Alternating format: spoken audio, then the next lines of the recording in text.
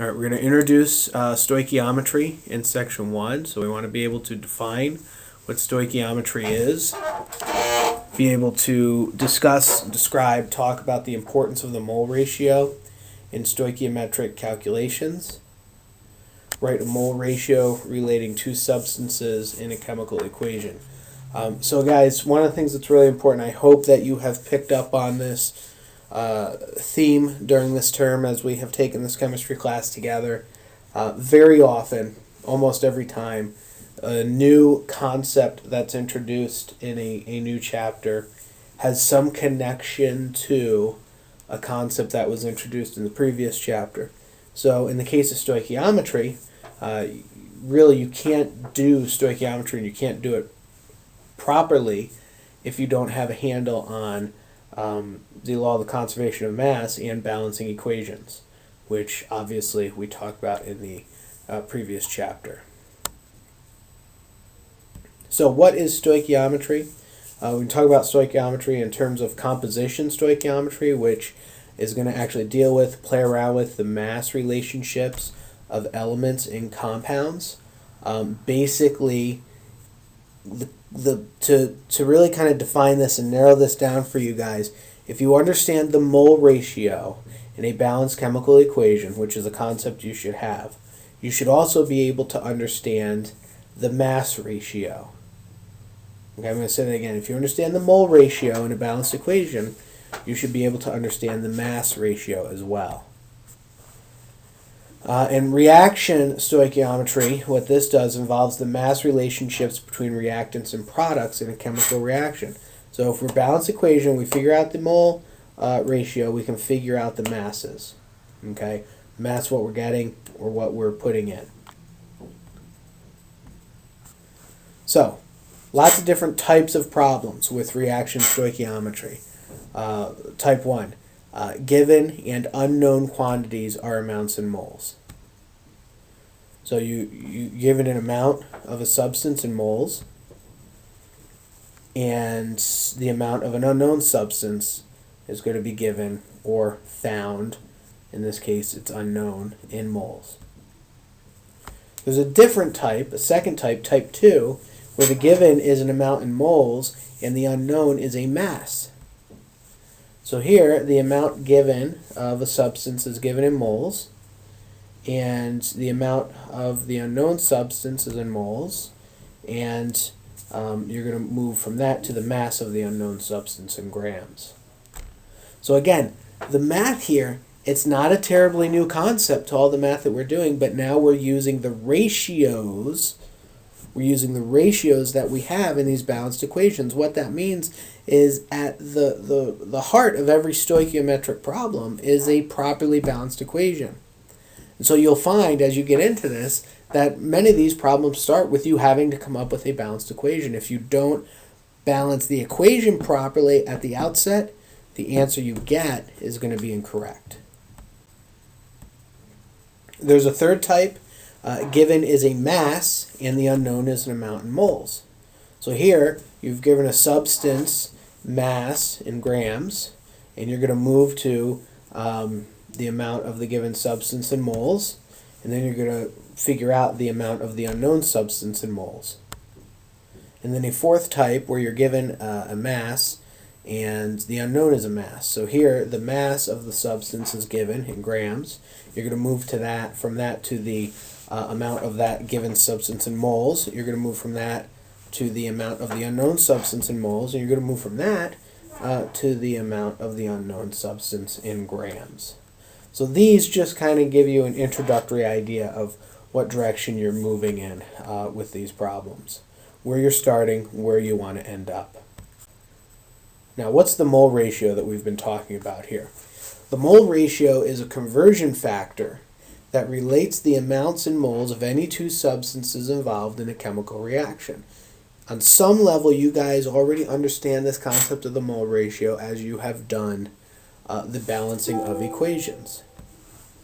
Okay, so if we look at this example, we've got 2Al2O3 yields 4Al plus 3O2. The mole ratio here is that you have 2 moles, so we're working with the coefficients, guys, of the Al2O3 to every 4 moles of the aluminum. Another mole ratio that we see is that you have 2 moles of Al2O3 to every 3 moles of the oxygen. And a third mole ratio that we see in this balance equation is that you have 4 moles of aluminum to every 3 moles of oxygen. What this means, what this equation tells us, remember this equation tells us the reaction is taking place. What it tells us is for every 2 moles of Al2O3 that you put in, you're going to get 4 moles of aluminum. For every 2 moles of Al2O3 that you put in, you're going to get 3 moles of oxygen. And for every 4 moles of aluminum that you get, you're going to have 3 moles of oxygen. Or for every 3 moles of oxygen that you get, you're going to have 4 moles of aluminum. So how do we convert between amounts and moles? Well, we've seen this before. You have an amount of a known number of moles. You want to get to amount of unknown. Use the mole ratio that we just talked about. You get your mole ratio out of your balanced equation. And ultimately what happens, guys, if I can use terminology from other math concepts that we've done, your mole ratio becomes your conversion factor for that problem. And so moving on to the idea of the stoichiometric calculations, you move from volume of a substance to density, and then back and forth. As you look at this chart, it shows you the different directions that you can go. All right, gentlemen, we are moving on now to section 2 of this chapter 9, and this is going to be the section where we actually go over the ideal stoichiometric calculations, how to do those and how to process them. So what you want to learn in this section is how to calculate the amount in moles of a reactant or a product from the amount in moles of a different reactant or a product. And again, if you think back to the first section here, this is based on those mole ratios which you get by balancing the equation appropriately. Also, in this section, we're going to work on calculating the mass of a reactant or a product from the amount in moles of a different reactant or product.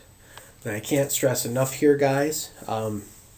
Again, we're really not doing any new math here, okay? We're just applying the math that you've learned in a different way. You want to be able to calculate the amount in moles of a reactant or a product from the mass of a different reactant or product. Calculate the mass of a reactant or a product from the mass of a different reactant or product. All right, so how do we do conversions of quantities in moles? You want to know your conversion factor, which is the mole ratio that you get from the balanced equation. You are going to be given in the problem the amount of the given, and that will be in moles, and you use the mole amount from the balanced equation, which is the coefficient of the unknown, over the mole amount from the equation, again the coefficient of the given. You multiply what you're given in moles times that conversion factor, and again, you're setting up your conversion factor to cancel out or to get rid of what you have so that you have left what you're trying to find, your unknown. So this just shows that here. And how do we solve mass-to-mass stoichiometric problems? You have to go from the mass that you're given, convert that mass to moles, and then you have to use the mole ratio from the balanced equation to get the moles of the substance sought, and then you have to use the molar mass of that to convert to the mass. So again, there's nothing different here mathematically. The only difference in these problems is that you get your conversion factor from the balanced equation. Again, the math is all the same, all the math we've been doing. The difference here is that you get your conversion factor from the balanced equation. It's the mole ratio from the balanced equation. So what does a problem look like here? In a spacecraft, the carbon dioxide exhaled by astronauts can be removed by its reaction with lithium hydroxide, which is LiOH, according to the following chemical equation. CO2 plus 2 LiOH yields Li2CO3 plus H2O. So now here's your question. How many moles of lithium hydroxide are required to react with 20 moles of CO2, the average amount exhaled by a person each day? So this question lays everything out for you, gives you your equation, not necessarily balanced. Every time you're doing one of these problems, you want to check the equation that you're given, make sure it's balanced. It tells you what you're given, and tells you what you want to find. So we start with the equation, and our given amount is 20 moles of CO2. Our unknown is the amount of lithium hydroxide in moles. The solution is going to be based on the mole ratio between CO2 and lithium hydroxide that you get from the equation. And so your calculation will actually look like the moles of CO2 times the mole of lithium hydroxide divided by the moles of CO2. Notice you've set up your conversion here to get rid of moles of CO2 because you want your answer in moles of lithium hydroxide. Having checked the equation to make sure it's balanced, now you plug everything in and you start with what you're given, your 20 moles of CO2 times 2 moles of lithium hydroxide. Notice that 2 comes from the coefficient in front of the lithium hydroxide in the balanced equation, and the 1 mole of CO2, again that 1 comes from the coefficient of CO2 in the balanced equation, and you get an answer of 40 moles of lithium hydroxide. Remember, that 40 moles of lithium hydroxide answers the original question. What the balanced equation tells you is that for every 2 moles of carbon dioxide, for every 20 moles of carbon dioxide, you are going to need 40 moles of lithium hydroxide.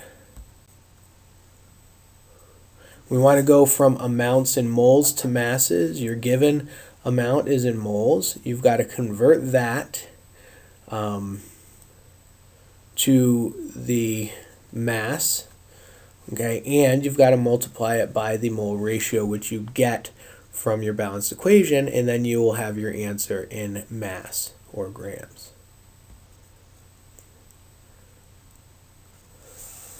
And then solving these problems with moles or grams, you get an idea. If the bottom green arrow, if you start there, if the amount is given in moles, you have moles of substance given times the mole ratio from the equation yields the moles of substance sought, and you stop there if your answer is sought in moles. If you're given grams, you have to start with the mass of the substance given. You've got to convert that to its moles, which is math we know how to do. And then, once you have the moles, you multiply it by its mole ratio, and you get the moles of the substance sought, and you stop there. Or you keep on going and multiply it in order to convert it to mass, and stop there if your answer is in grams, or sought in grams. So another sample problem. In photosynthesis, plants use energy from the sun to produce glucose. And the chemical formula for glucose is C6H12O6, and oxygen from the reaction of carbon dioxide and water. What mass in grams of glucose is produced when 3 moles of water react with carbon dioxide?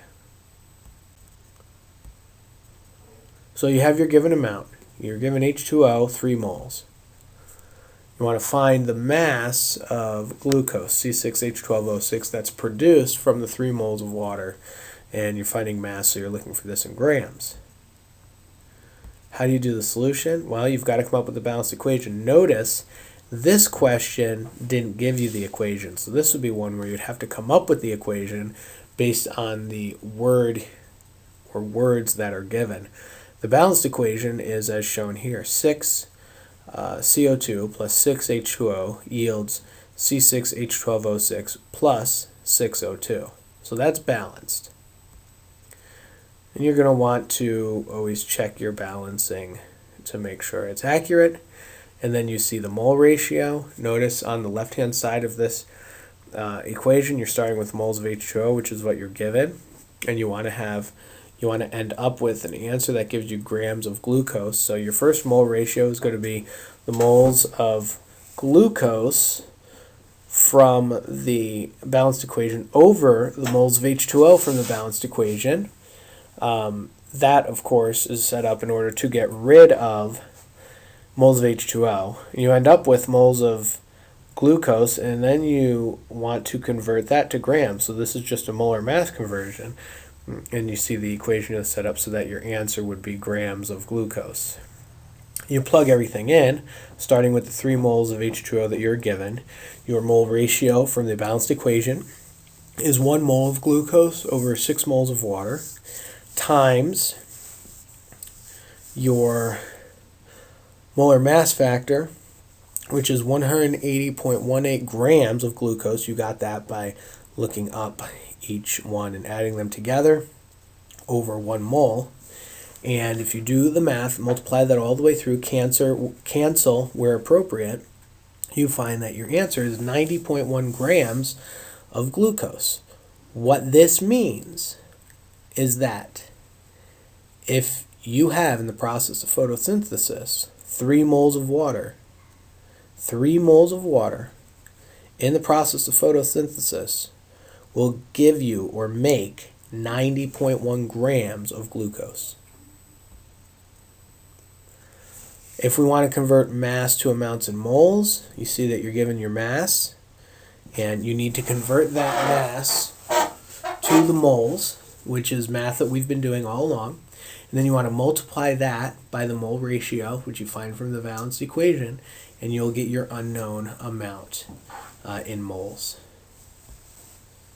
So a sample problem here.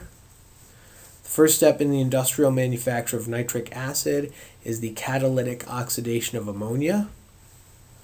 Now you're given the equation here. It is unbalanced. You're going to check even whether they tell you or not. You're going to check every equation you're given, every equation you come up with to make sure they're balanced. This equation is NH3 plus O2 yields NO plus H2O. The reaction is run using 824 grams of NH3 and excess oxygen. So first you want to find how many moles of NO are formed, and then you want to find how many moles of H2O are formed. Notice this time you're starting this whole process with grams of a reactant. So that's what you're given, 824 grams of NH3. Your unknown is the moles of NO produced and the moles of H2O produced. How do we work this? First thing we have to do is take the equation that we were given and balance that equation. It's going to look like this. 4NH3 plus 5O2 yields 4NO plus 6H2O. You set up your equation for A. You start with the grams of what you're given. Convert that to moles of what you're given. Multiply it by the mole ratio from the equation and get the moles of what you're looking for. Part B, you're going to start with the grams of what you're given, multiply it by the mole conversion factor for what you're given, then multiply it by the mole ratio between those two things. The first mole ratio is the mole ratio between NO and NH3. The second mole ratio is the mole ratio between H2O and NH3. Again, you get the mole ratios using the coefficients from the balanced equation, and then you see your answer for A will be in the moles of NO, your answer for B will be the moles of H2O.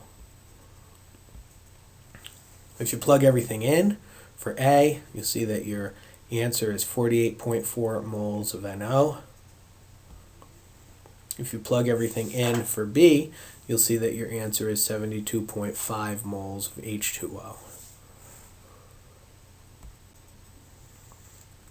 If we want to do mass-to-mass calculations, you're given is a mass, that's in grams. You want to convert that to moles. You want to multiply that with the mole ratio for the thing that you want to find. Then you want to convert the moles of the thing you want to find to mass, and then you'll have your answer in grams of the thing you want to find, the unknown. This is just another chart that shows you what to use when and how to get through one of these problems from beginning to end based on what you're given and what you want to find. We'll look at another sample problem here. Tin 2 fluoride, which is SnF2, is used in some toothpastes. It is made by the reaction of tin with hydrogen fluoride according to the following equation. There's your equation. How many grams of the tin 2 fluoride are produced from the reaction of 30 grams of hydrogen fluoride with tin? So lay out what we have. You're given the amount of hydrogen fluoride, which is 30 grams. Your unknown, or what you want to find, is the mass of tin 2 fluoride. How many grams of tin 2 fluoride is produced with 30 grams of hydrogen fluoride in that reaction. How do we set this up? First thing we got to do is we have to convert grams of what we're given to moles. Okay. Then we have to multiply that by the mole ratio of the thing given to the thing that we want to find, making sure that we set it up to cancel appropriately. Then multiply that by the conversion to the thing we want to find back into grams, and then we'll have our answer of the thing we want to find, the unknown, in grams. If we plug everything in appropriately, we were given the 30 grams. That looks like it was cut off. We were given the 30 grams of the hydrogen fluoride. We want to convert that to moles, so you're going to multiply that by 1 mole over hydrogen fluoride times 20.01 grams. And then you want to convert that to the tin 2 fluoride, which is what you want to find. So you get your mole ratio from the balanced equation, 1 mole of tin 2 fluoride to 2 moles of hydrogen fluoride. Now that will give you the moles of the tin 2 fluoride. Now you want to convert that to grams, so you multiply it by the molar mass conversion factor, which is 156.71 grams of tin 2 fluoride over 1 mole of tin 2 fluoride. And then your answer, if you see and notice what cancels out, for example, starting from the left, the grams of hydrogen fluoride cancel out, moles of hydrogen fluoride cancel out, moles of tin 2 fluoride cancel out, meaning the only unit that you could have possible for this answer would be grams, and it's grams of tin 2 fluoride, the answer being 117.5 grams. Again, the molar mass factors, those are the things we've been doing. We get that from the periodic table. The mole ratio, we get that from the balanced equation. And then, again, just noticing how to do different types of stoichiometric problems. You take all of this and plug it in different ways. So, for example, at the top, volume of a substance given, say the units are in milliliters, multiply that by density will give you the mass of the substance given, times 1 mole over the molar mass will give you the amount of the substance given in moles, and then times the mole ratio will give you the grams. You can also start with the amount of substance given, units, formula units, or molecules, multiply that times the Avogadro's number conversion factor to get number of moles.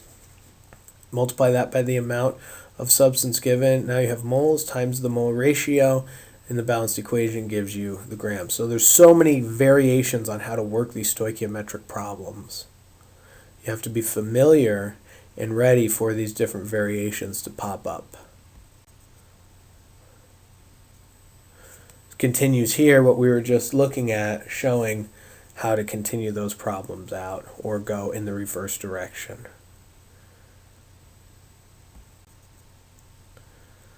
And then there's this chart, which may or may not be helpful, showing you the use of everything, where it would be plugged in, what direction you're going in. Anything on this chart can represent something that's given or something that needs to be found. And so you've got to be familiar enough with these types of problems in order to be able to move them in various directions, starting at various points along the way.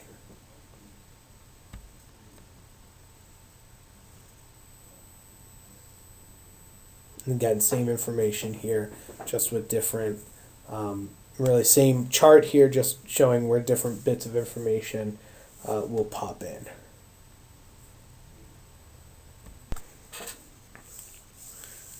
All right, gentlemen, we're going to look at the last section here of Chapter 9, and this just throws another aspect into these stoichiometric problems, in particular working limiting reactants and percentage yield into these problems.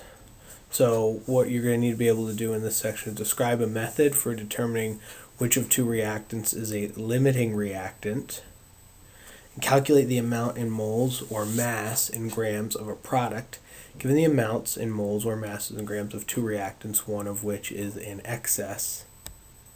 Distinguish between theoretical yield, actual yield, and percentage yield. Calculate percentage yield given the actual yield and quantity of a reactant. So I will say this is taking the math kind of one step further. What I've been saying all along is that the math you were doing in this chapter was not really any different than the math we've done, just a reapplication. I think we're going to see kind of some new concepts mathematically introduced here. But again, it's not hard math. It's just figuring out how to work the math within these types of problems. So what are limiting reactants? A limiting reactant is the reactant that limits the amount of the other reactant that can combine and the amount of product that can form in a chemical reaction. When we start doing these stoichiometric problems, what we start to find is that there is a reactant that basically runs out first. And so the reaction can only go as far as there is enough of that reactant to allow it to go. Once that reactant runs out, the reaction has to cease or stop. The excess reactant then is the substance that is not used up completely in the reaction. So you've got this limiting reactant, the reaction is going and going, that limiting reactant runs out, the reaction stops. You've got this other reactant here that's left over, that's the excess. An example with this diagram here to help you visualize is that the forming of carbon dioxide, you got 5 carbon atoms, 10 oxygen atoms, 5 carbon dioxide molecules, you end up with 5 oxygen molecules in excess. So in this, the carbon atoms were the limiting reactant. The reaction kept on going until the carbon atoms were used up, and the oxygen was the excess reactant. So now we can take that knowledge and apply it to these problems. So if you have silicon dioxide, which is quartz, usually quite unreactive, but reacts readily with hydrogen fluoride according to the equation that's given here. SiO2 plus 4HF yields SiF4 plus 2H2O. If 6.0 moles of the hydrogen fluoride is added to 4.5 moles of the silicon dioxide, which is the limiting reactant.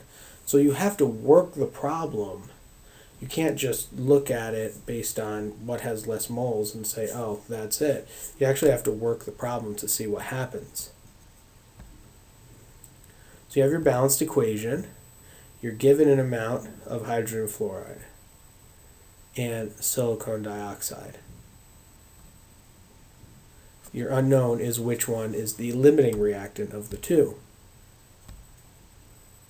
So what you do is you start with your moles of hydrogen fluoride and use your mole ratio to get rid of hydrogen fluoride from the balanced equation to end up with how many moles of the product that's produced.